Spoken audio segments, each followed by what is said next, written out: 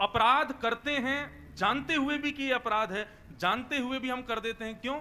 हम 2 मिनट के लिए ऐसा विचार कर लेते, ठाकुर जी क्षमा करना, क्या करें, मजबूरी है, करना पड़ेगा। तो हमें ये बात तो पता है कि ठाकुर जी को पता है कि हमने ऐसा किया है, हमसे ऐसी वस्तु हो गई है, हमसे ऐसी क्रिया हो गई है।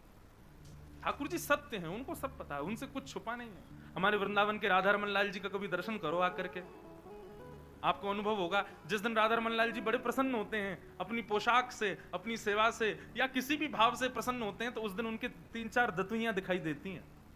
कोई गौर से अगर देखे दूरबीन से या फिर फोटो खींच ले, और यदि अभी जैसे गर्मियों के समय में शाम को लगभग हर मंदिर के ठाकुर जी बाहर आ जाते हैं, बाहर आकर के सबको दर्शन देते हैं। आप कभी गौर से देखना, राधा रमन लाल जी जिस दिन बड़े प्रसन्न होते हैं ना, उस दिन उनके दांत दिखाई देते हैं, 3-4 दांत दिखते हैं। क्यों? क्योंकि वो जड़ नहीं है, वो चैतन्य है। उनको जड़ समझने की भूल भी मत कीजिएगा। हमारे श्री गोवर्धन नाथ, ऐसे ठाकुर जी तो पूरे विश्व में ही नहीं है। क्यों? सारे मंदिरों में अपरस का भाव है, किसी को भी प्रवेश नहीं कर सकता कोई, लेकिन एकमात्र हमारे गोवर्धन नाथ जी ऐसे, यहाँ कोई भी चले जाओ, सबको अधिकार है, सब अंदर चले जाओ, सब गिरिराज जी को गले लगा लो। तो भगवान चैतन्य है, वो जड़ नहीं है। जड़ कभी नहीं मानना उन। जैसे हमें सर्दी लगती है, हमें गर्मी लगती है, हमें भूख लगती है, हमें प्यास लगती है, ऐसे ही ठाकुर जी हैं, वो जड़ नहीं है। व्यक्ति के कमरों में एसी लगे हैं, ठाकुर जी के कमरे में पंखा लगा है, वो भी जोर जोर से आवाज कर रहा है, चर्र चर्र चर्र, धीरे धीरे चलता है। क्यों? ठाकुर जी के लिए भी एसी लगाओ, वो जड़ नहीं है, वो चैतन्य है।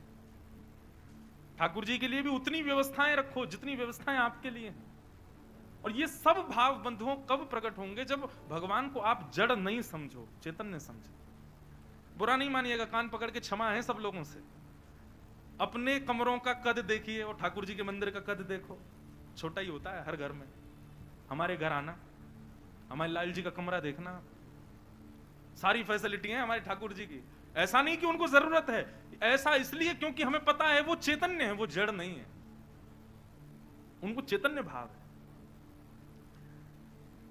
पता चली महाराज 7 दिन में ऐसे हो गए आप लोग, कईयों ने तो घरों में कंस्ट्रक्शन करवा दिए, कमरा खोलो महाराज, बड़े करो, भगवान के कक्ष बड़े बड़े बनाओ। हमारा निवेदन केवल इतना है, जितना संभव हो सके उतना भाव रखो, लेकिन रखो चैतन्य वाला, कि ये चैतन्य है। गर्मी, सर्दी, भूख, प्यास, सोना, उठना, ये सब भाव ये तभी प्रकट होंगे जब ठाकुर जी को चैतन्य मानो।